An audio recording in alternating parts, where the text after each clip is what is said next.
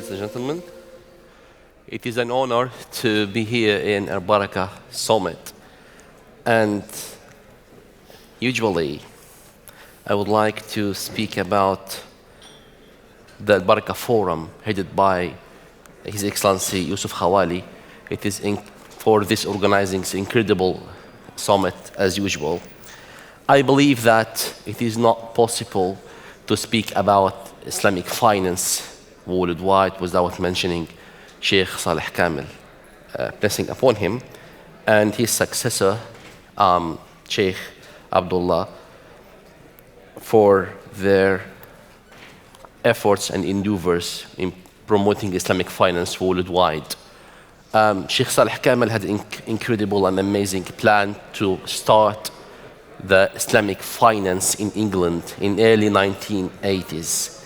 And since then, UK has become the hub of Islamic finance worldwide. Even more than 70 institutions in the UK providing education in Islamic finance with different degrees. Let me please introduce to you our eminent speakers, Professor Mehmet Asatoy, the director of Durham Center for Economics and Finance, and from the UK to USA, Professor Muhammad Hassan, the eminent scholar of Islamic finance and economy in New Orleans University. Please, Professor Mehmet. Thank you.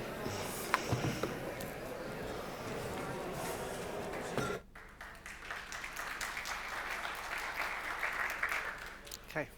Assalamu alaikum, everyone. Hope you are all enjoying the sessions. My session is a bit on the legacy I was asked to talk, which is close to my heart. So I'll try my best to do that in 10 minutes somehow, but we'll try.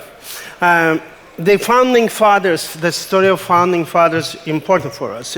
But in order to understand the legacy of founding fathers of Islamic economics, we need to look at the motivation in particular. Why suddenly in 1950s, this emergence of a new thought leadership. And that thought leadership is important for us because as a result of that thought leadership that we are here today.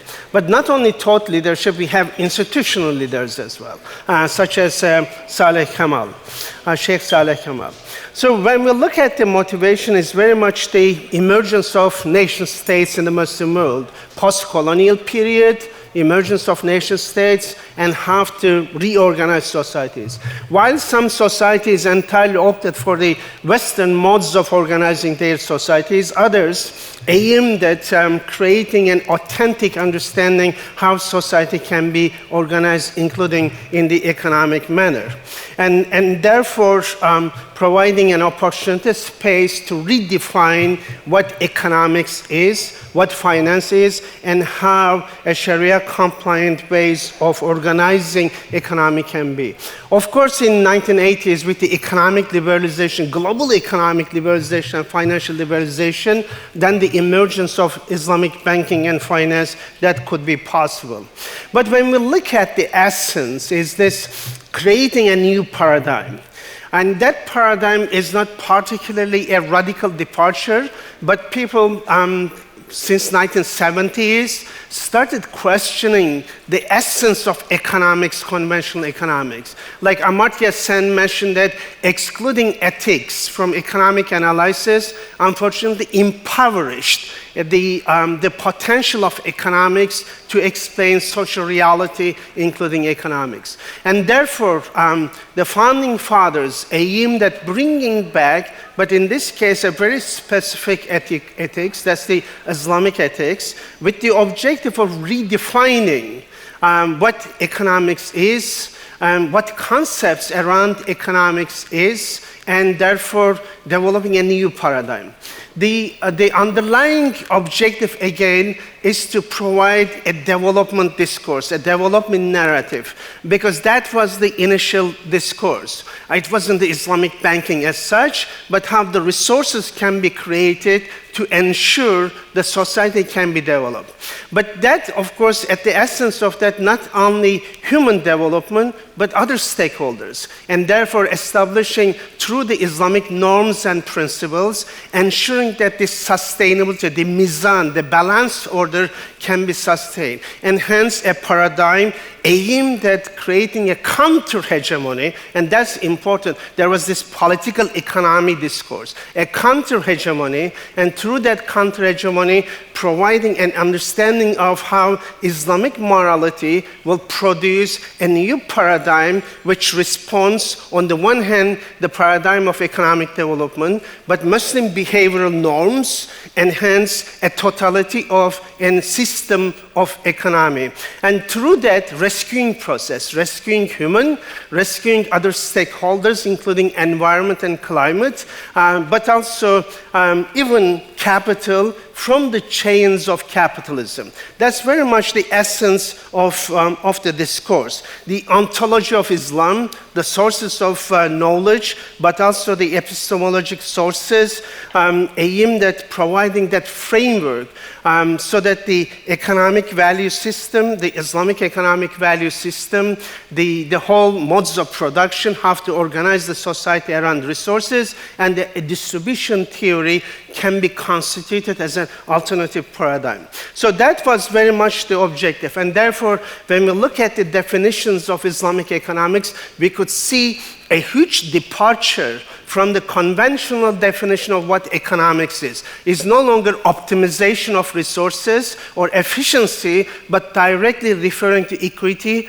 justice, and defining what that justice is. And also providing a benchmark model, how it should be, hence normative, but at the same time looking at the Muslim economic behavioral norms as well as the Muslim institutions, how that gap can be overcome. Again, as you can see on the screen, the definitions provided by some of the founding fathers, such as Khurshid Ahmed, directly referring the individual process of developing certain, embedding the norms of Islam in everyday life in terms of practices, but also Chapra's definition directly referring potential gaps between the normatively understood what economics is and the individual behavioral norms. And all those definitions, when we look at importance of justice and constituting the paradigm of Islamic economy around justice framework, and hence the importance. And even Muhammad Bakr al-Sadr, it's important to mention because he provided a comprehensive understanding of a political economy. And he suggested that that political economy cannot be relegated only to the prohibition of interest, but the institutional forms of an Islamic economy has to be provided in order to achieve the essence of the objective of developing a paradigm. And therefore, in his work called Iqtisaduna, our economics, he particularly aimed at a worldview understanding, going beyond just the behavioral norms or just institutional forms, but merged them together, talked about an ecosystem, a system understanding. When we look at the founding fathers, time is an issue. I was very passionate of developing these slides, but of course, Chapra's contribution, again, started with, as you can see, with economic development, then moved into Islamic economic development, looked into monetary system, but also providing a general framework of what Islamic economics could be. One of the founding fathers, intellectual workers of Islamic economics, Islam and the economic challenge and the future of economics. He brought all these ideas together as a totality, moving from just Islamic economic development to a worldview understanding what the system could be. Again, late Najatullah Siddiqui, who passed away, as we could see, again, the whole premises of looking at the Muslim economic thinking.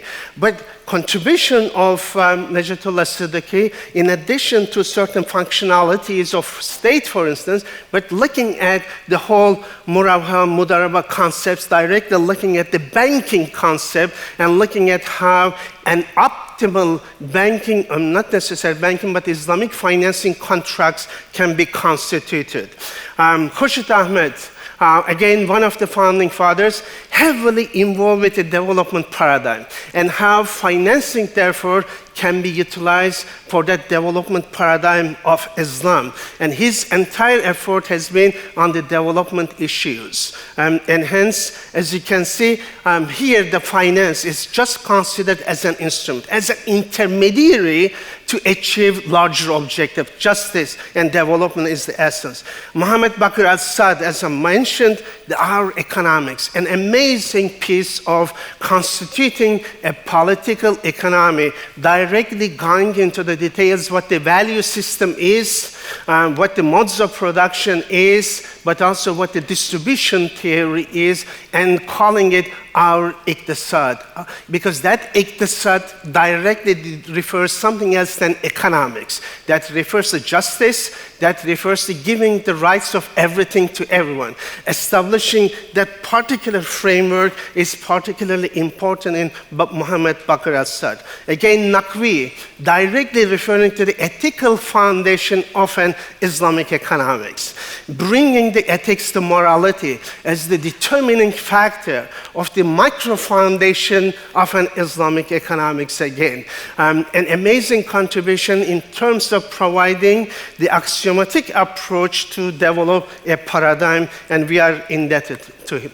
So when you look at all these founding fathers, of course not limited with this, but because of the presentation I had to limit, each one of them contributed to constituting the paradigm of what Islamic economy or iqtisad could be, establishing the normative understanding, but also some of them reflected on the behavioral norms and overcoming how that gap can be overcome between the ideals and the realities. But the story doesn't finish with that. Then you have the founding fathers in terms of institutional developments. In other words, banking and finance, directly looking. And today we are indebted to Sheikh Saleh Kamil, the late Sheikh Saleh Kamil, of course the AlBaraka summits as part of the AlBaraka forum. But on the one hand, contributing to the development of Islamic banking, and on the other hand, education, supporting certain centers such as at King Abdulaziz University in Jeddah, but Al-Azhar as well, creating centers for the promoting the idea of Islamic economics, research in economics, Islamic economics, and teaching in Islamic economics. But at the same time, in his lifetime, of course, he organized annual conferences, which of course culminated into this. But others, Mohammed bin Faisal, of course, the Faisal Group, and Sheikh Said Lota, founder of the Dubai Islamic Bank, and the Royal Professor Unko Abdulaziz, founder of Tabung Haji in Malaysia, institutional forms, and Dr. Ahmed Mohammed Al-Madani, the founding president of the Islamic Development Banks. And these people were the intellectual, the institutional developers, translating the theoretical understandings into everyday practice of Islamic banking and finance. How much, of course, they were happy with the outcome, that's a question, again, we have to consider, because the imagination they had, in particular, if you look at Sheikh Saleh Kamal's speech in receiving the IDB prize, which culminated into a small booklet on Islamic banking, you would see the ideals that he present, what the Islamic banking should be. And I would suggest it's freely available. So his ideal of how Islamic banking can contribute to the essentialization of the justice system that Islamic economics put forward is important take up for us again. My time is nearly finishing, I'll finish. But the UK case, I'll finish with the UK case quickly. Khurshid Ahmed, Islamic Foundation, since 1970s was the amazing hub for any activity in the UK, but globally as well in Islamic economics and finance.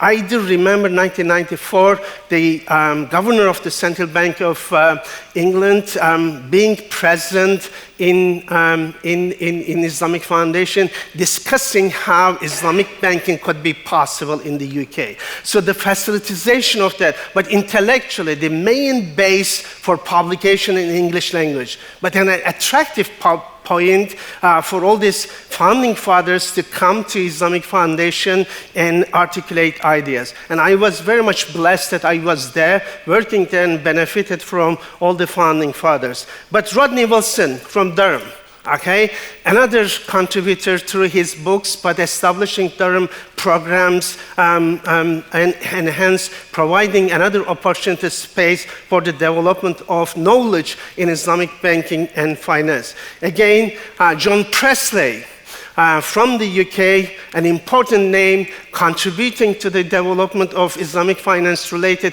education as well as research in Islamic finance. Similarly, Simon Archer, in particularly focusing on accounting-related issues in Islamic banking and finance. Each one of them contributed amazingly. Of course, Philip Mullinex as well, the Bangor program has contributed to development of knowledge in the field.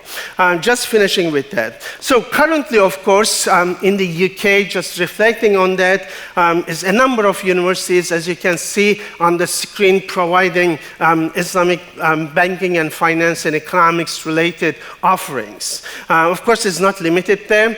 Some of the universities offer just courses, but in terms of programs, Bangor, Birmingham City, Bolton, Cardiff Metropolitan, Dundee, as well as the Al Maktoum College and Durham University. Each one of them has certain strengths and difficulties. But I feel that, of course, I should have included, my apologies, Jonathan, SOAS has certain programs as well. But the main challenge, I feel that although UK is an important center, but of course the tuition fees, very high, and the difficulties in the Muslim world paying those tuition fees, of course, makes it terribly difficult. And also, admission criteria can be very high or quantitative oriented in most of the universities, and that creates challenges for students, for instance, coming with Sharia background to those programs, just a summary. But despite all these difficulties, I feel that UK programs is particularly important in terms of knowledge development, because one is research-led or research-informed programs these are, and therefore the distinction between the ideals and the realities are important. Because our programs in the UK, they are distant from the industry. The relationship is not necessarily entirely embedded with the industry. There's a relationship, but it's not an embedded relationship, and therefore theoretically expressing what should be an Islamic banking and finance is an important contribution of the UK programs. In other words, the critical thinking. Critical thinking is essential for developing a new generation of Islamic bankers and financiers so that the expansion of the field, but importantly, critical innovation can be possible. Because in most of the Muslim countries, teaching of Islamic finance and the research is terribly embedded with the industry. In other words, industry is dominating the research and teaching. You may consider that that's something positive, but at the same time, it brings the negativities of the industry into the teaching to essentialize. And therefore, in terms of developing a benchmark model, the theoretical model, it's important for us to consider that distance, a certain distance has to be there so that the biases should not be brought into. Therefore, the critical thinking part is essential. And I finish with this by saluting the courage of the founding fathers, whether as a thought leader, whether it's an institutional development. They have paved the way to development of this knowledge base and the practice base through different means, contributing to that process, which brought us together, even having Islamic finance-related conferences, programs, as well as the practices in the UK. Overcoming the barriers is an important. And for the first time, perhaps, the knowledge transfer from the East to the West has been possible with Islamic finance. The practices in a very rationally constituted knowledge and the legal system that we have in the West, but somehow Sharia practices is now brought and discussed in the academic programs, but in the practices as well. So that transfer of knowledge, the causality, running from the Islam to the rational world of economics and legal is an important contribution to consider, and I salute the courage of those founding fathers and always respect and express my respect for that courage. Thank you very much, and my apologies.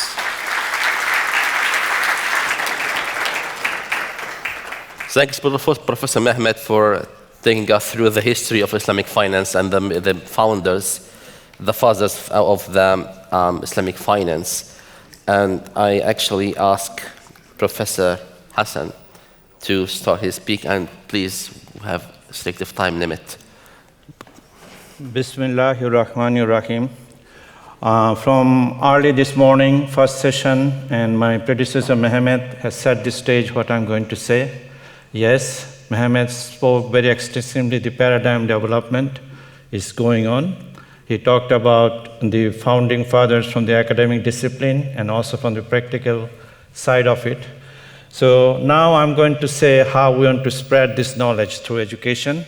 Of course, United Kingdom has become a very centerpiece of Islamic finance education in the world. So in order to you got the wrong slides.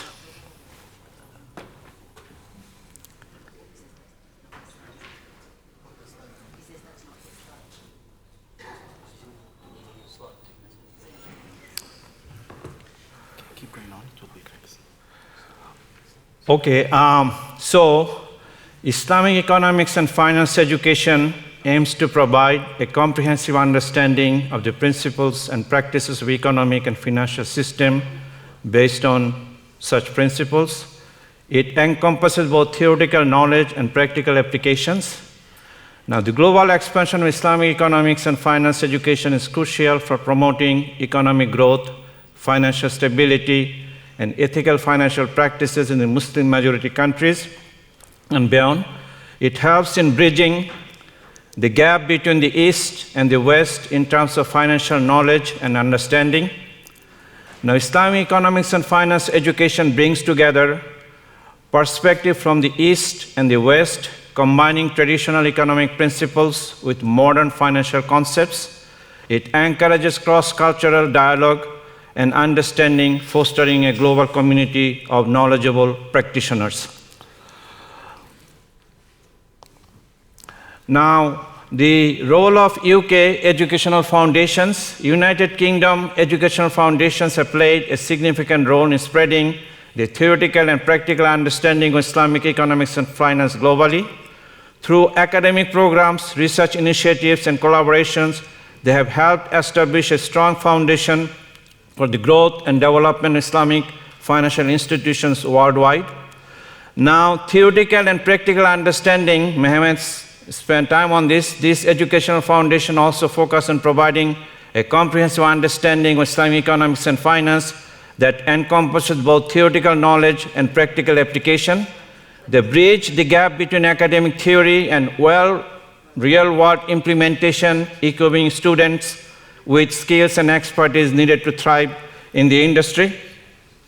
Now, growing demand, Islamic finance and economics program have witnessed a significant increase in demand over the past years. Individuals, businesses, and institutions are increasingly recognizing the ethical and sustainable nature of Islamic finance, leading to a higher demand for professionals well-versed in the field. Universities and educational institutions offering Islamic finance and economics program have reported steady increase in enrollment. Students from diverse backgrounds, including those from non-Muslim majority countries, are showing a keen interest in pursuing a career in Islamic finance, driving the growth of these programs. Now, importance of interlinking areas of science, incorporating Islamic finance programs beyond finance is essential to ensure a comprehensive understanding of the Islamic ecosystem. It involves interlinking with various areas of science such as law, humanities, social studies, and religious studies, promoting a holistic approach to education. Now, Islamic finance program should be considered in diverse educational institutions, including law schools, humanities, social studies, religious schools, As a matter of fact, in the United States, whatever Islamic finance exists from the academic perspective exists in business school, in law school, or Islamic studies program. Now, integration allows for a broader understanding of Islamic economics as a way of life beyond just financial transactions. So, strategies promoting Islamic economic finance education. Well, of course, we have to have awareness campaign. One effective strategy for promoting Islamic economics and finance education is through awareness programs. These campaigns aim to educate the public and potential students about the benefits and importance of Islamic economics and finance. They can include workshops, seminars, and targeted marketing efforts to raise awareness and generate interest, which AlBaraka Forum is doing. Collaborating with the industry, unlike Mehmet, I also like, for the industry, for the academic discipline to develop, we really need to interact what is happening on the ground. Collaborating with the industry is crucial for promoting Islamic economic finance education. By partnering with financial institutions, business and organizations, educational institutions can align their programs with industry needs and ensure the curriculum remains relevant and practical.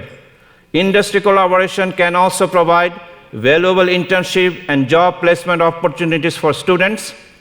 Networking opportunities. Networking plays a vital role in promoting Islamic economics finance education, creating platforms for professionals, scholars, and students to connect and collaborate allows the exchange of ideas, knowledge, and experience.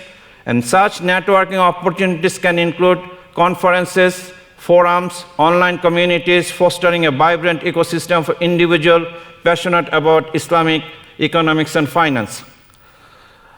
Now, involving the emerging areas in finance like digitalization, tokenization, decentralization. The emerging areas in finance, including digitalization, tokenization, decentralization, have a significant impact on Islamic finance practices. These advancements require a deep understanding and integration of Islamic principles. The education system must adapt to incorporate these areas, ensuring future professionals are well equipped to navigate the changing landscape. The incorporation of such emerging areas in finance is crucial. It prepares students to embrace technological advancement and adapt Islamic finance principles to the evolving digital world. By educating students in these areas, we can foster innovation and ensure the continued relevance and growth of Islamic finance. Now, collaboration between the Islamic economics Western education institution presents a unique opportunity for the exchange of knowledge and expertise. Both sides can benefit from sharing insights, research, and best practices, leading to a better understanding and promotion of Islamic economics and finance globally.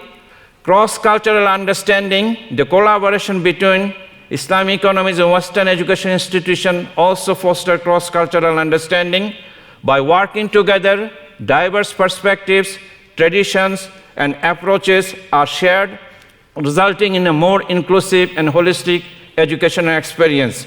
And such cross-cultural understanding allows the effectiveness of educational programs and promotes mutual respect and appreciation. Now, advancement technology and Islamic education, enhancing access. Now, advancement technology have enhanced access to Islamic finance education. On-learning platforms, webinars, and digital resources have made it easier for students and professionals to access quality educational materials and programs, allowing greater participation and knowledge sharing. Online learning platforms have played a vital role in promoting Islamic finance. They provide a flexible, interactive learning environment, allowing individuals to learn at their own pace and engage with experts in the field. These platforms also facilitate networking opportunity collaboration among learners, and we have seen this during the COVID time period. The integration of technology in the curriculum is essential to keep pace with the advancement in the finance industry. Education institutions should incorporate innovative teaching methods such as simulation exercises, case studies, to provide students the real-world exposure to technological tools used in Islamic finance. Now, the future of Islamic economics finance education holds significant opportunities for growth. As the demand for Islamic finance continues to increase globally, there is a need for more educational programs and qualified professionals in the field. However, there are challenges to overcome in the expansion of Islamic economic finance. These include addressing misconceptions about Islamic finance, ensuring the availability of qualified faculty, establishing accreditation standards. By addressing these barriers and actively seeking solutions, the global expansion of Islamic economics and finance education can be more effectively pursued. And the last slide, the conclusion. Now, we have explored the global expansion of Islamic economics finance education. We have seen the role of United Kingdom in spreading the theoretical and practical understanding globally, and also these programs are also evolving in US and Europe. We emphasize Islamic finance should be integrated into various areas and the importance of involving emerging areas in finance. Now, global expansion of Islamic economics finance education is of utmost importance in today's interconnected world. By fostering a deeper understanding and appreciation of Islamic economics finance, we can promote economic stability, inclusivity, and ethical financial practices across culture. So what is the call to action? Let us recognize the significance of global expansion in Islamic economics finance education. We must actively promote and support initiatives that bridge knowledge gaps, foster collaboration, cultivate a generation of individuals who possess a deep understanding of Islamic economics and finance principles beyond just finance. And last sentence, we really need to develop the curriculum. Most of the curriculum that we see in education institutions say they just do not combine the essence of this concept. Let's say, for example, a bachelor degree in Islamic banking, what it does, it teaches 8 conventional courses and 2 Sharia classes.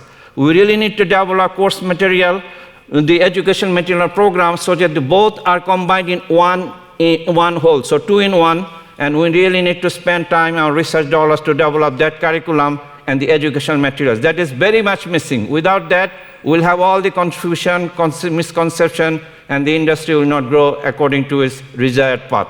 Thank you very much for listening to me.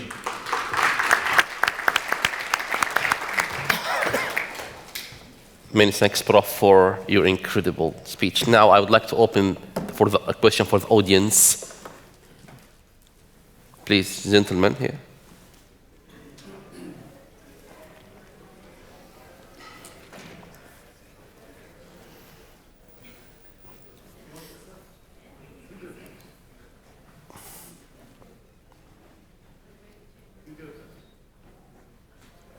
Gentlemen, please, you first.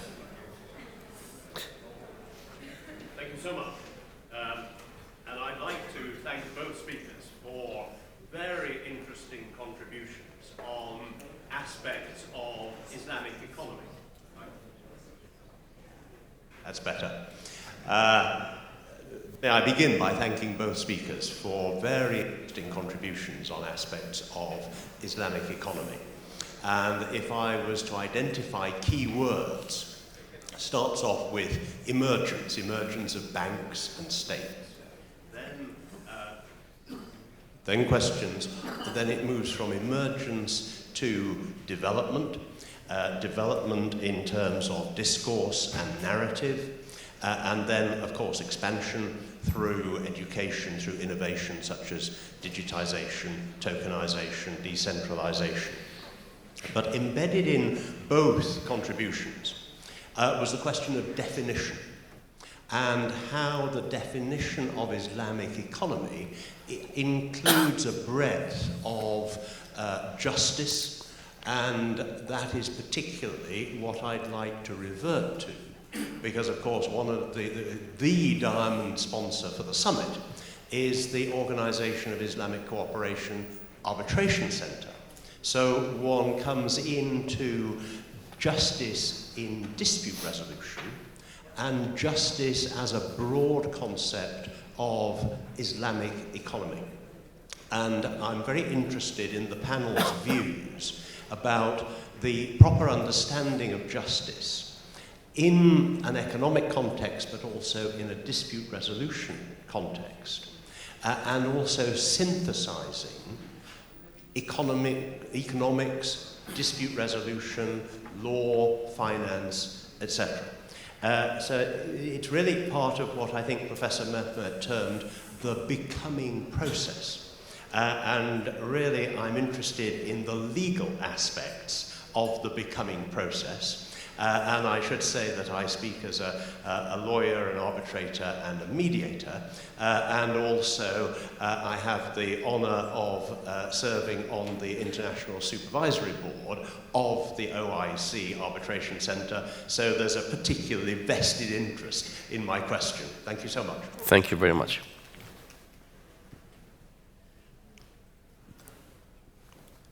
The ladies here, I think, have a question. Yep. Hello, good afternoon, everyone. Dr. Mariza Minhat, Associate Professor in Finance and Economics from the University of Bradford. My question is looking from practical perspective. There is always a danger for academics to be detached from the real world or the reality of Islamic finance. So that is linked to my question. When we talk about offering Islamic finance programs, I think it is worthwhile to reflect, do we really have great demand for Islamic finance experts from the Islamic finance industry, especially in the UK? So perhaps one or all the speakers can provide your thoughts on this. Thank you. Thank you. Gentlemen, please. Hello. Thank you to Michael, Patrick, Joyce, and Dr. Mirza. I had a question, this one for Dr. Majid. Can you speak further as to how Islamic law as the basis of Islamic finance is incorporated within the UK legal system today and how that's evolving? Thank you very much. I will answer that question and I ask my colleagues to contribute in the other questions. The first question is why Islamic finance more deeply introduced in the UK law. I believe that, and maybe Professor Jonathan and Cambrack may share this opinion with me, that many common principles exist between the Islamic law and the common law. We share many principles, not only regarding Islamic finance, but even the contract law itself has many common principles between the common law and the Islamic law. That's why I think that the UK law, or the common law in general, may welcome the incorporation of Islamic principles within the realm of the common law. So for this reason, I believe that UK is the real hub, and it will be for a long period of time, I believe, at the hub of Islamic finance. And in this regard, I just have a chat with Professor Mehmet before the session, that we may cooperate with Durham and SOAS, University of London. Shmula is headed by Professor Jonathan, to draft a model Islamic contract law and the common principles between transnational legal system, common law, civil law, and the Islamic law, as we share most of these principles together. Thank you very much. Professor Mehmet, you may need to answer the other questions. Okay, thank you for the questions, and I'm really grateful that you captured the becoming process. This is amazing. I have been lamenting that I have failed to get the message across over the years, but it's good to hear from you. The justice part as the definition, when we look at all the definitions of Islamic economics provided by the founding fathers, either establishing justice or the prevention of injustice, hence your question. So on the one hand, rather than just squeezing economics, therefore I use the term Islamic moral economy rather than Islamic economics, because that term economics is value loaded. What is that value loaded? Is optimization and efficiency.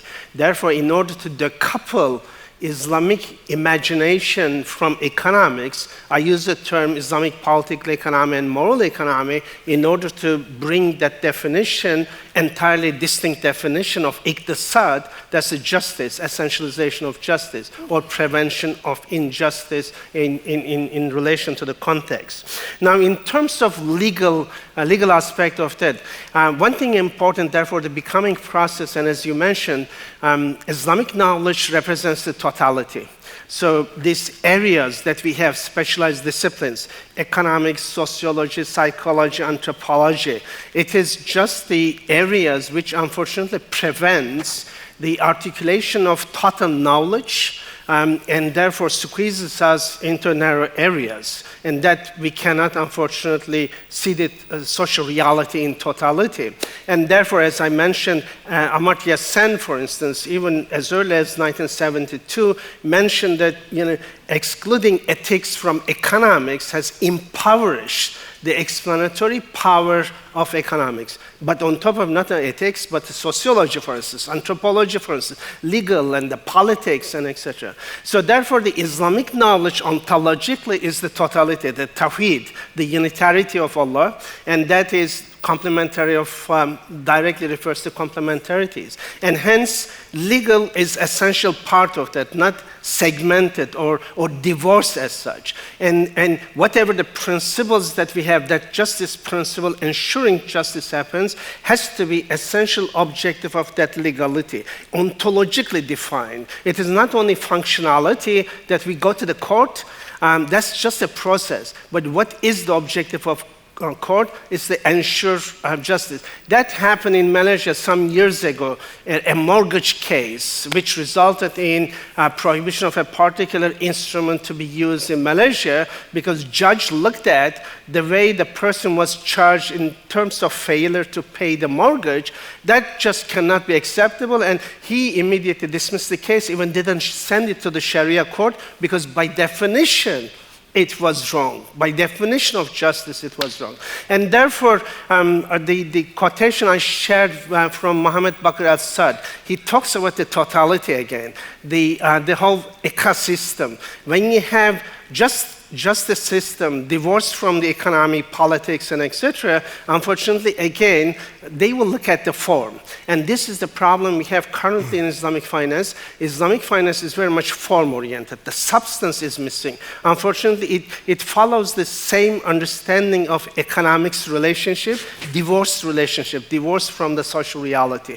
And therefore, the substance requires morality, and that justice, whichever way we explain that, to be articulated as totality, the substance-based, and therefore that distinction, form-based Islamic finance as versus the Islam-based Islamic finance. So that part is important for us to consider. In relation to the question that detaching, now in most of the Muslim countries, what we see is Islamic finance practice being dominated in the teachings of Islamic finance. In other words, who determines is the practice determines. Now, since the practice is not 100% closer to the expectations, such as substance is missing, then what happens? New generation only learns the noise part of Islamic finance. And therefore, when I refer to detachment, I'm not referring that the industry and the academia should detach totally. But what we need to do in the class, rather than theoretizing the practice, we have to provide students, the new generation, the new leadership of Islamic finance. We have to provide the theoretical understanding like the founding fathers I have. But then, therefore, when they go to industry, they should be able to reshape, innovate, contribute, and develop. Emergence, yes, the development part that we have to move on, and therefore that's an important part. And the UK programs, like in Durham, what we do to overcome the practical problem, as you remember in Durham as well, is students will go through the programs, their courses, but at the same time, certain practical examples, but then Durham Islamic Finance Summer School provides them the opportunity to look at what happens in the practice. So I'm not asking that detachment. I'll leave it there. Thank you. Thank you, Prof. I think that were time ran out already. And again, before leaving sessions, I would like to thank Can I AlBaraka. just add You want to add something, please? Please. You know, in every field, usually the field develops like physics, for 50 years, 60 years, you go through the theory and so on, then the practice comes in, application. But it's only Islamic finance that started with Islamic finance, and it started in a wrong way, then it started theorizing. Yes. And in my last understanding or reading, there are 7 different ways of explaining what is Islamic economy is. Moral economy, what he's saying, there are 6 others. But the problem that we are facing, that in the last 50 years, if you take that whole industry, you talk about the legality, it's basically murabaha banking.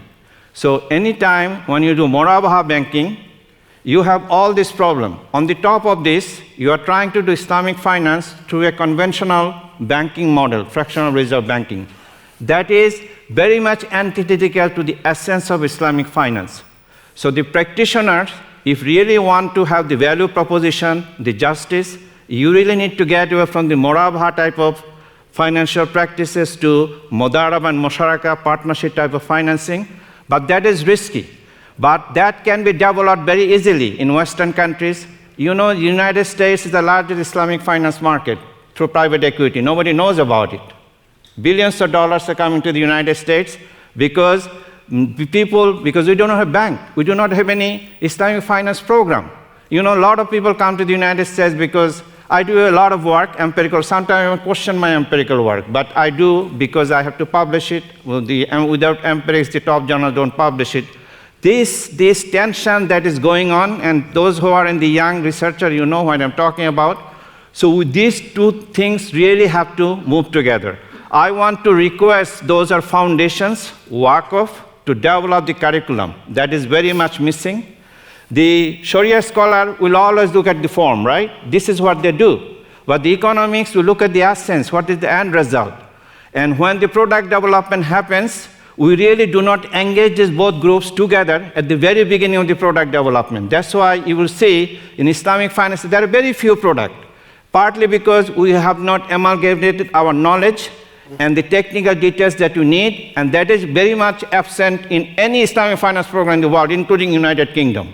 I mean, if I write a thesis on Islamic banking or some aspect of it, does it make me Islamic finance scholar? No way.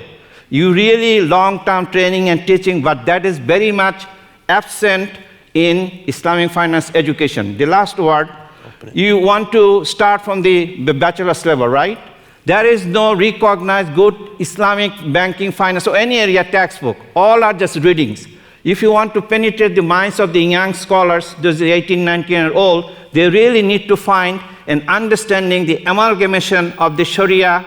Then we talk about economics and now IT. The 3 things have to be developed in the curriculum as well as in the teaching materials. That is very much absent. Without we can theorize, we can, say the lofty words, but that's not going to help us. So I hope you will come forward and develop the curriculum, the teaching materials, and the money will be flowed to that. Thank you. Thank you, Prof.